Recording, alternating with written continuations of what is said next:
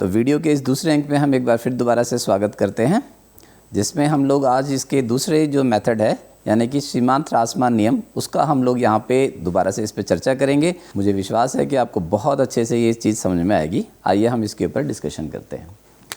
जैसा कि हमने वीडियो के पहले अंक में आपको बताया था, डेप्रिसिएशन किसी भी फिक्स एसेट्स यानी कि जो हमारी स्थायी संपत्ति होती है, स्थायी संपत्ति, अगर हम स्थायी संपत्ति का उपयोग करते हैं तो उपयोग करने की वजह से उसके अंदर उसकी वैल्यू में, उसकी मूल्य में कमी आती है और उसी कमी को हम लोग डेप्रिसिएशन, घिसावट या ह्रास कहते हैं। इस डेप्रिसिएशन को लेखांकन की दृष्टि से रिकॉर्ड करने के हमारे दो मेथड थे, दो हमारी विधियां थी। उसमें से एक विधि जो कि स्ट्रेट लाइन मेथड था, वो हमने वीडियो के पहले अंक में आपसे डिस्कस किया था, उस पर चर्चा की थी। आज हम इस अंक में आपको दूसरा जो विधि है यानी कि ह्रासमान सीमांत घिसावट की जो विधि है, इसके ऊपर हम आज आपसे चर्चा करेंगे। इसको समझने के लिए हम लोग एक एग्जाम्पल लेते हैं और एग्जाम्पल की दृष्टि से आपको समझाने की कोशिश करते हैं। हमने एक मशीनरी है, वन मशीनरी, जिसकी लागत अगर हम देखें तो मान लेते हैं वो 1 लाख रुपए है। 1 लाख रुपए की लागत से हमें वो मशीनरी 1 जनवरी 2010 में खरीदी। एक मशीनरी जिसकी लागत 1 लाख रुपए है, 1 जनवरी 2010 में हमने खरीदी, जिसको 10% पर एनम की रेट से यानी कि 10% वार्षिक की दर से हमें इसके ऊपर ह्रास या घिसावट लगानी है। 5 साल के उपयोग, ये हमारे को इसके 5 साल का अकाउंट हमें मेंटेन करने को बोला गया है। सुविधा की दृष्टि से हम इसको 3 साल ले लेते हैं। 3 साल के उपयोग के पश्चात वो मशीनरी यानी ये जो हमने मशीनरी 1 जनवरी 2010 में खरीदी, हम ये मानकर चल रहे हैं कि जो हमारा अकाउंटिंग ईयर है वो जनवरी से दिसंबर है, ताकि आपको बहुत अच्छे से इसका पूरा अवधारणा को या कंसेप्ट को समझ में आए। 3 साल के पश्चात, आफ्टर 3 years ऑफ यूज़, 3 साल के पश्चात हमने इसको 50,000 रुपये में सेल कर दिया, यूज़ करने के बाद, यानी कि बेच दिया। हमने इसको 50,000 रुपये, एक बार पूरे एग्जाम्पल को समझते हैं। एक मशीनरी जिसकी लागत 1 लाख रुपए थी, जो हमने 1 जनवरी 2010 को खरीदी, और हम ये मानकर चल रहे हैं कि हमारा जो अकाउंटिंग ईयर है, जो लेखांकन वर्ष है, वो 1 जनवरी से लेकर दिसंबर पे ख़त्म होता है। 10% सालाना की दर से हमें इसके ऊपर डेप्रिसिएशन लगाना है। 3 साल को यूज़ करने के पश्चात हमने उसको 50,000 रुपये में बेच दिया और हमसे कहा जाता है कि आप मशीनरी का खाता बना कर दिखाइए।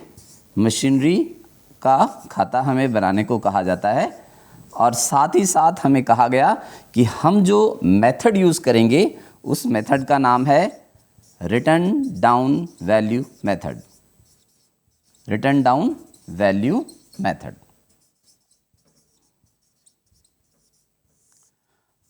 रिटर्न डाउन वैल्यू मेथड अगर हम लोग बोलना चाहें तो हम इसको रिटर्न डाउन भी बोल सकते हैं। अगर हम इसको डिमिनिशिंग बैलेंस मेथड बोलें तो भी हम बोल सकते हैं। ह्रासमान विधि भी हम इसको बोलते हैं। आइए हम इस एग्जाम्पल को कैसे अकाउंट बना के सॉल्व करेंगे इसके बारे में जानते हैं।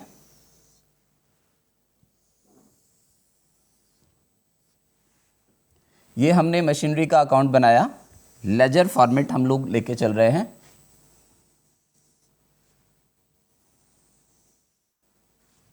ये साइड इसकी डेबिट साइड है,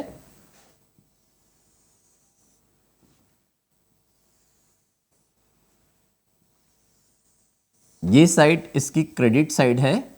हम मशीनरी का अकाउंट बना रहे हैं।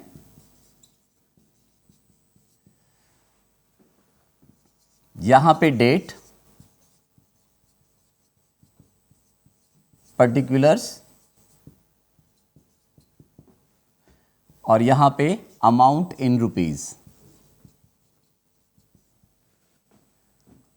बिल्कुल सेम कॉलम क्रेडिट साइड पे है, date, particulars, amount in rupees. जैसा कि हमें इस क्वेश्चन में बताया गया कि ये मशीनरी हमने 1 जनवरी 2010 और हम ये मान के चल रहे हैं कि हमारा अकाउंटिंग ईयर जनवरी से दिसंबर है, को हमने 1 लाख रुपए में खरीदी। तो 1 जनवरी 2010 को ये जब हमने खरीदी तो हमने इसकी जर्नल एंट्री पास की, machinery account debit to bank. जब हमने इसको पोस्ट किया तो टू बैंक अकाउंट में 1 लाख रुपया, 1 लाख रुपए हमने इसको पोस्टिंग कर दी। जैसा कि इस एग्जाम्पल में बताया गया है कि अकाउंटिंग ईयर क्लोज होता है दिसंबर में, 10% सालाना वार्षिक की दर से हम इसके ऊपर डेप्रिसिएशन लगाएंगे और मेथड है रिटर्न डाउन वैल्यू मेथड। तो जैसे ही ये अकाउंटिंग ईयर क्लोज होगा 31 दिसंबर 2010 को, 1 साल यानी 12 महीना यूज़ करने के पश्चात हम इसे बाय डेप्रिसिएशन अकाउंट के नाम से 1 लाख का 10% यानी कि 10,000 रुपये हमने इसको डेप्रिसिएशन किया।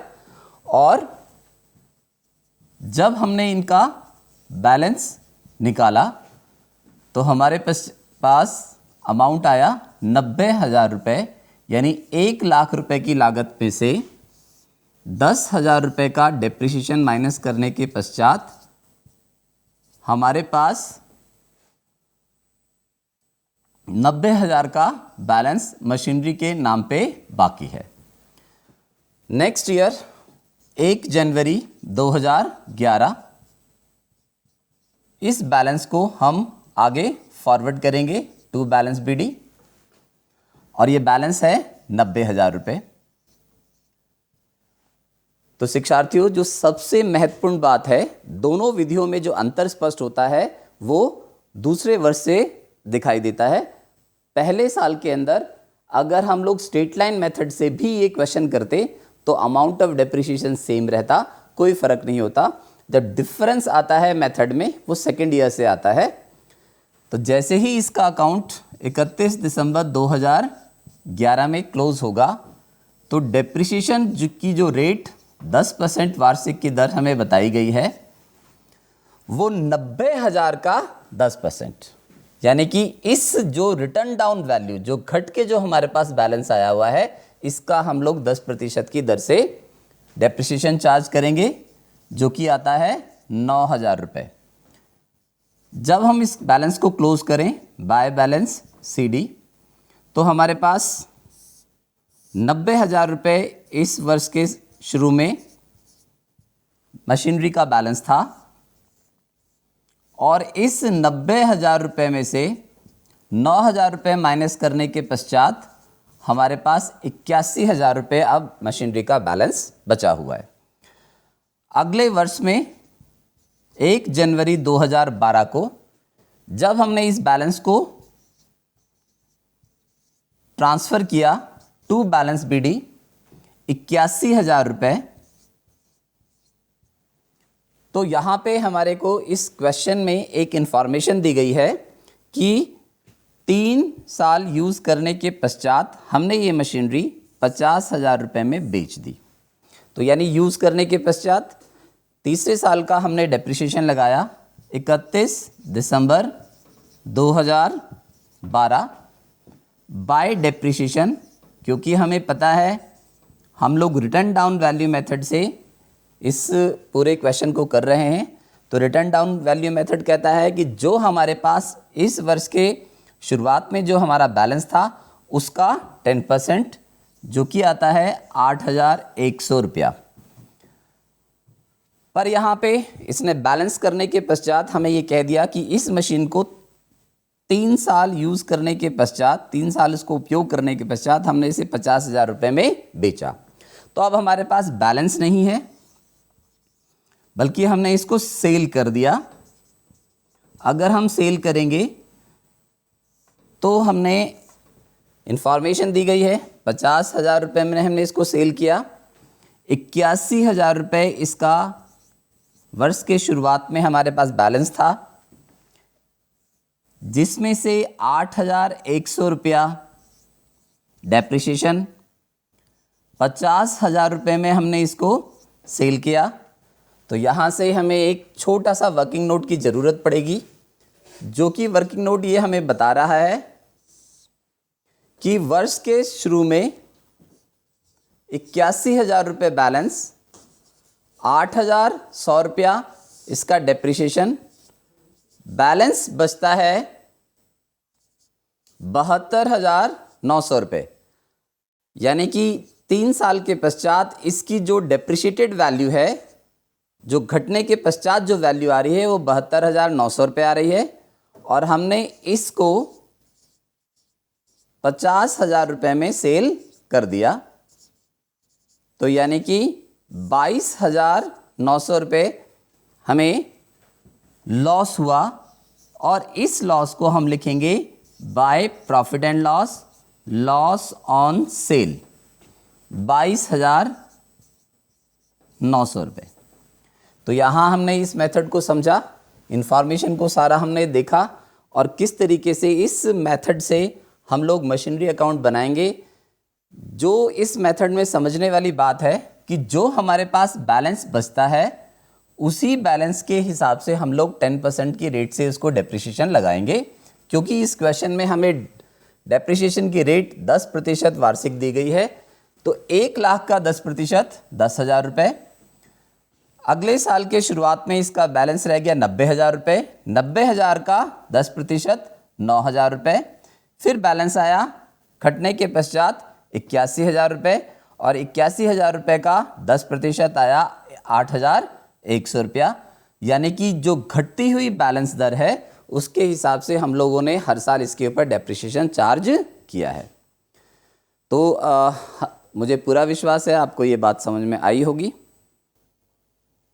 अभी हमने रास की जो विधि हमने सीखी है, जिसको हम लोग रिटर्न डाउन वैल्यू मेथड के नाम से जाना, इसके बारे में जब हम लोग डिस्कस करते हैं तो अब हमारे सामने दोनों विधियां, जो कि रासमान सीमांत लागत यानी कि स्ट्रेट लाइन मेथड, सरल रेखा विधि,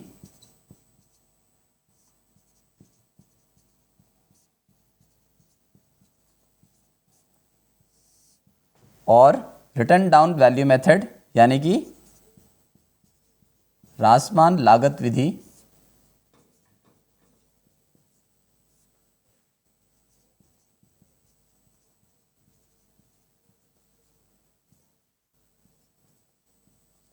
दोनों विधियां हमारे सामने हैं। अब हम ये समझना चाहेंगे आखिर अगर दोनों विधियों से हम लोग किसी भी व्यवसाय के अंदर जब हम लोग स्थायी संपत्ति का उसकी वास्तविक लागत के ऊपर दिखाने की कोशिश करते हैं तो दोनों में क्या अंतर आता है। दोनों विधियों को अगर देखें और जानें और जानने की कोशिश करें कि आखिर दोनों विधियों में अंतर क्या है। एक समान राशि से खिसावट प्रति वर्ष यानी कि एक फिक्स अमाउंट की डेप्रिसिएशन रहती है जो हर साल एक जैसी रहेगी। इसमें जब भी कभी भी हम लोग रिटर्न डाउन वैल्यू मेथड से करते हैं तो घटते हुए दर से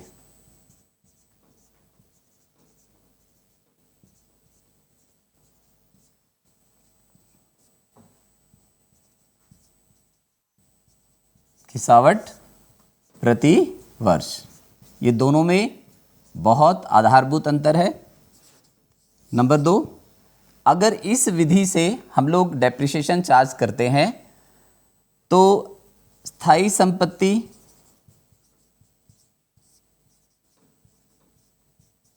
एक समय के पश्चात उसका लागत शून्य हो जाएगी, यानी उसका बैलेंस 0 हो जाएगा।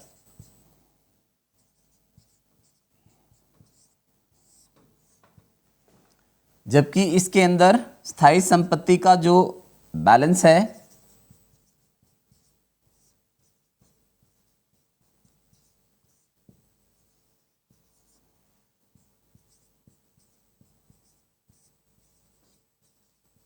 कभी भी शून्य नहीं होगी।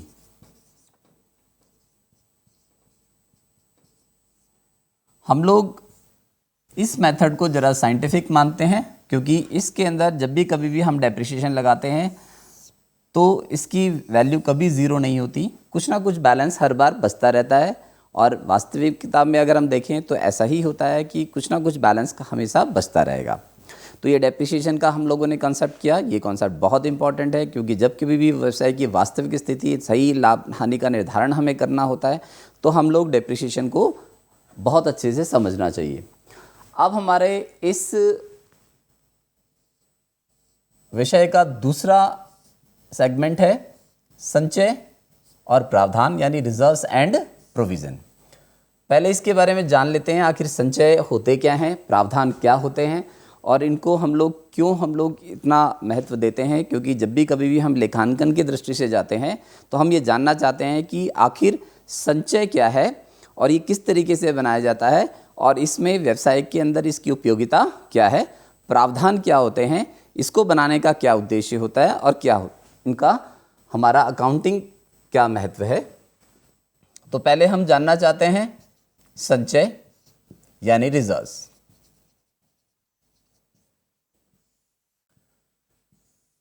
तो स्टूडेंट्स, हम लोग जानना चाहेंगे कि आखिर ये संचय क्या होते हैं। जब भी कभी भी किसी भी व्यवसाय के अंदर प्रॉफिट या लॉस का निर्धारण किया जाता है, यानी कि जब सही आप लोग किसी बिजनेस के अंदर जानना चाहेंगे कि लाभ और हानि का सही निर्धारण किया है, तो लाभ हानि के निर्धारण के पश्चात हम ये जानना चाहते हैं हम अपने व्यवसाय की वास्तविक जो उसकी पोजीशन है, जो उसकी फाइनेंशियल पोजीशन है, जो उसकी वित्तीय स्थिति है, उसको सुदृढ़ करना हमारा उद्देश्य होता है। सुदृढ़ करना, किसी भी बिजनेस की जो फाइनेंशियल पोजीशन है उसको सुदृढ़ करना हमारा उद्देश्य होता है। तो जब सुदृढ़ हमारा उद्देश्य है तो हम लोग अपने दैनिक जीवन में भी इसी पर्पज़ को लेकर चलते हैं। जितना भी हम लोग अर्न करके लाते हैं अपने घर के अंदर, उसमें से हम सारा का सारा खर्च नहीं करते, बल्कि कुछ ना कुछ हम उसको सेव करते हैं, बचा लेते हैं।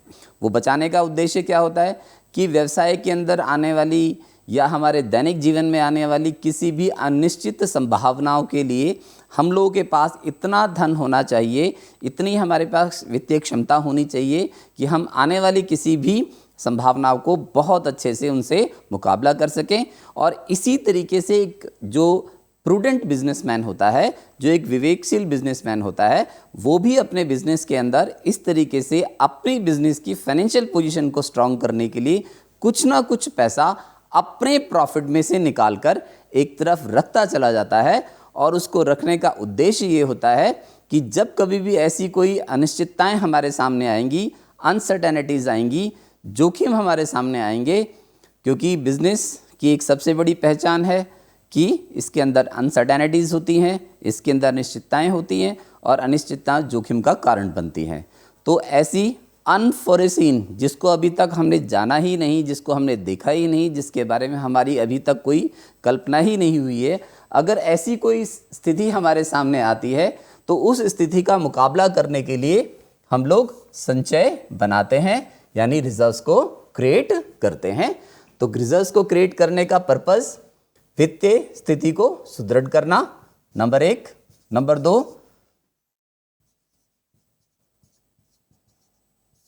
भविष्य की अनिश्चितताओं को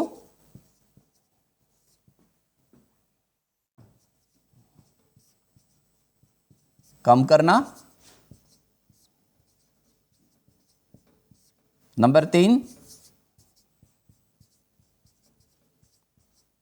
जोखिम को कम करना, यानी रिस्क को मिनिमाइज करना,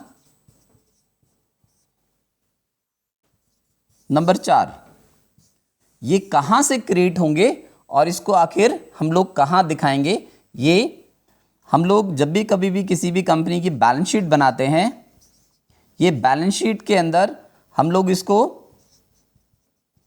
लायबिलिटी साइड की तरफ रिजर्व्स के हेड में दिखाते हैं। ये रिजर्व्स का एक नया हेड हम लोग क्रिएट करते हैं। बैलेंस शीट के लायबिलिटी साइड पे रिजर्व्स का एक हेड क्रिएट करेंगे।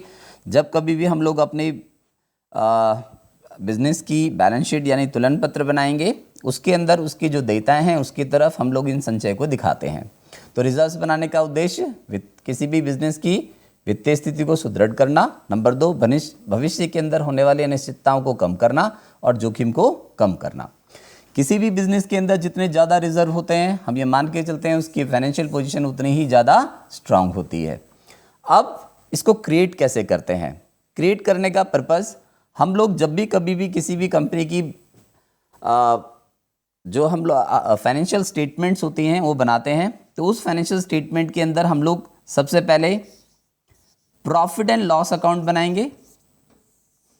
प्रॉफिट एंड लॉस अकाउंट बनाने के बाद हम लोग profit and loss appropriation account बनाते हैं। और जब profit and loss appropriation account बनाते हैं तो profit and loss appropriation account के अंदर ही हम लोग जनरल रिजर्व को क्रिएट कर देते हैं।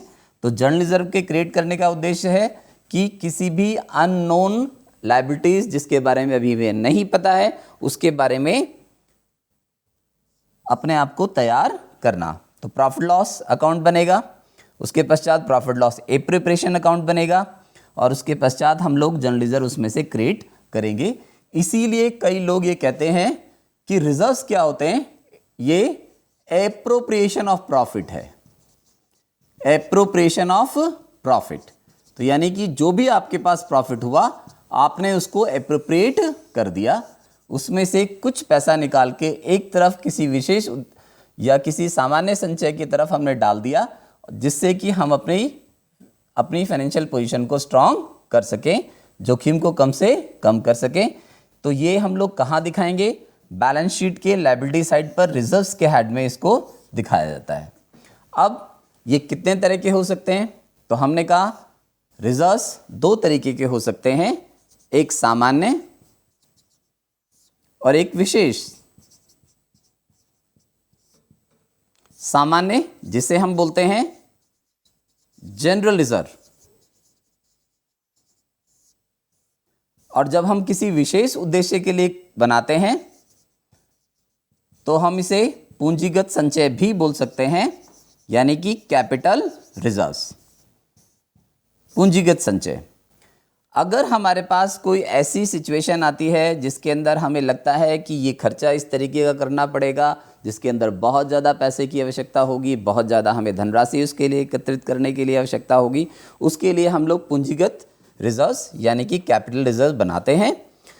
और किसी अनफॉरेसिन लायबिलिटीज़ जो कि किसी सामान्य पर्पज़ के लिए बनाई गई है, तो उसके लिए हम लोग जनरल रिजर्व्स तैयार करते हैं और इसको हम लोग एप्रोप्रिएशन ऑफ प्रॉफिट बोलते हैं। यानी कि एप्रोप्रिएशन बनाने का उद्देश्य प्रॉफिट की गणना करने के पश्चात, जब हमारे पास प्रॉफिट निकल चुका है तो प्रॉफिट की गणना करने के पश्चात इस रिजर्व का क्रिएशन होता है, इसीलिए इसे एप्रोप्रिएशन ऑफ प्रॉफिट भी कहा जाता है। अब हम बात करते हैं प्रोविज़न की। आखिर ये प्रोविजंस क्या होते हैं, यानी कि प्रावधान जिसे हम लोग कहते हैं। तो इसके बारे में जाने इससे पहले हम लोग एक चीज़ इसके अंदर समझ लेते हैं। कुछ ऐसी चीज़ें होती हैं जिसके बारे में हमें पता है कि ये नुकसान हमें होने ही होने हैं, ये हमारे को कुछ लॉसेस हैं जो कि होने ही होने हैं। जैसे कि आप समझ सकते हैं कि अगर हमने कोई स्थायी संपत्ति खरीदी है तो उसकी वैल्यू में कमी होनी ही होनी है। तो जिसके बारे में हमें पता है, यानी कि प्रोविजंस को क्रिएट करने का उद्देश्य, यानी प्रावधान बनाने के जो उद्देश्य होते हैं वो क्या हो सकते हैं। तो प्रावधान जिसे हम प्रोविजन इंग्लिश में कहते हैं, उसका उद्देश्य होता है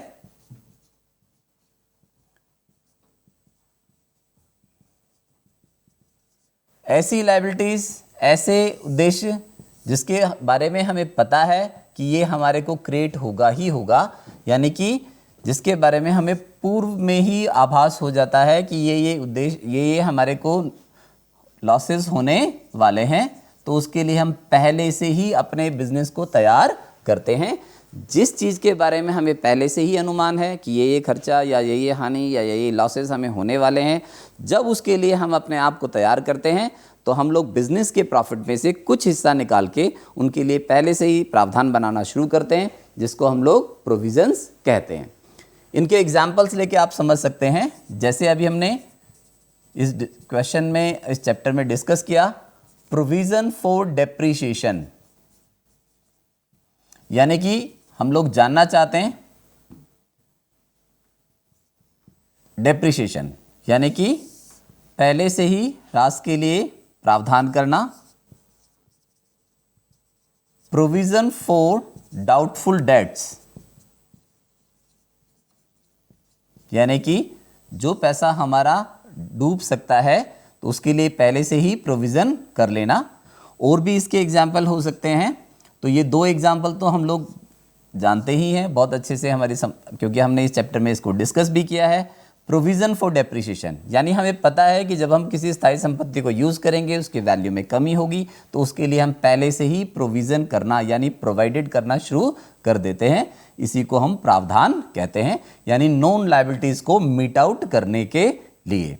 ऐसे ही जो पैसा हमें लगता है कि हमें डेटर से कुछ पैसा लेना होता है, क्योंकि हम लोग उधार सेल करते हैं, तो डेटर से जो पैसा हमें मिलता है कई बार वो पैसा हमें नहीं मिल पाता या डूब जाता है, तो उसके लिए ही हम पहले से प्रावधान करके चलते हैं, तो जिसको हम लोग प्रोविज़न्स के नाम से बोलते हैं। अब प्रोविज़न्स बनाने के लिए इसका कहाँ से हम लोग पहले से ही तरीका बनाएंगे, तो हमने कहा जब भी हम लोग कभी फाइनेंशियल स्टेटमेंट्स तैयार करते हैं तो फाइनेंशियल स्टेटमेंट्स तैयार करने के लिए हम लोग प्रॉफिट एंड लॉस अकाउंट तैयार करते हैं, और प्रॉफिट एंड लॉस अकाउंट के पश्चात हम लोग profit and loss appropriation account तैयार करते हैं, और प्रॉफिट लॉस एप्रोप्रिएशन के अंदर हम लोग रिजर्व्स का क्रिएशन करते हैं। तो आपको यहीं से स्पष्ट होगा कि profit and loss appropriation account बनने से पहले और प्रॉफिट एंड लॉस अकाउंट बनने के दौरान हम लोग प्रोविज़न्स को लिखते हैं। प्रोविज़न्स कहाँ से बनेंगे? प्रॉफिट एंड लॉस अकाउंट में से निकाले जाएंगे, और ये बाकी एक्सपेंसेस की तरह से प्रॉफिट एंड लॉस अकाउंट के डेबिट साइड पर उसको दिखाया जाएगा। यानी यहीं से समझ में आता है, अगर हमसे कोई क्वेश्चन पूछे कि आप बताएं कि जो आपने घिसावट के लिए जो प्रावधान किया है या जो डूबत ऋण के लिए जो आपने प्रावधान किया है वो आप कहाँ से प्रोविज़न करेंगे, तो इसका एक सीधा सा आंसर है, सीधा सा हम उत्तर दे सकते हैं कि प्रॉफिट एंड लॉस अकाउंट के डेबिट साइड के अंदर ये जितने भी प्रोविज़न जो कि हम लोग नॉन लायबिलिटीज़ या नॉन लॉसेस के बारे में हमें पता है कि ये होंगे ही होंगे, उसके लिए हम प्रॉफिट एंड लॉस अकाउंट में से पहले से ही प्रावधान करके चलेंगे, और इसको प्रॉफिट एंड लॉस अकाउंट के डेबिट साइड पर दिखाया जाएगा। इसीलिए हम इसको क्या बोलते हैं? Charge against profit. ये बहुत इंपॉर्टेंट वर्ड है, charge against profit. Charge against profit. अगर इन दोनों के अंदर अंतर समझा जाए कि आखिर रिजर्व्स और प्रोविज़न में बेसिक अंतर क्या है, तो इसका जो आधारभूत अंतर है वो ये है कि ये एप्रोप्रिएशन ऑफ प्रॉफिट कहलाते हैं, जबकि जितने भी प्रावधान हैं, जितने भी रिजर्व्स प्रोविजंस होते हैं वो चार्ज अगेंस्ट प्रॉफिट कहलाते हैं। इसीलिए हम लोग क्या करते हैं, इसकी गणना हम कहाँ से करेंगे? Profit and loss appropriation account बनने के पश्चात, और इसकी गणना हम कहाँ से करते हैं? प्रॉफिट एंड लॉस अकाउंट बनने के दौरान। तो यहीं से दोनों में स्पष्ट होता है कि आखिर रिजर्व्स और प्रोविज़न में क्या अंतर है। साथ ही साथ हमें ये भी समझ में आता है कि संचय दो तरीके के हो सकते हैं, एक जनरल रिजर्व और एक कैपिटल रिजर्व या विशेष संचय, जिसे हम पूंजीगत संचय भी कहते हैं। शिक्षार्थियों, मुझे पूरा विश्वास है कि आपको वीडियो का ये अंक समझ में आया होगा, जिसमें हमने आपसे विशेष एक विस्तृत चर्चा करी, जिसमें ह्रासमान यानी कि घिसावट डेप्रिसिएशन, जिसका एक method written down value method, संचय और प्रोविज़न यानी कि जितने भी हमारे पास रिजर्व्स एंड प्रोविजंस होते हैं, इसके बारे में एक विस्तृत चर्चा करी। आज के वीडियो के अंक में केवल इतना ही। धन्यवाद।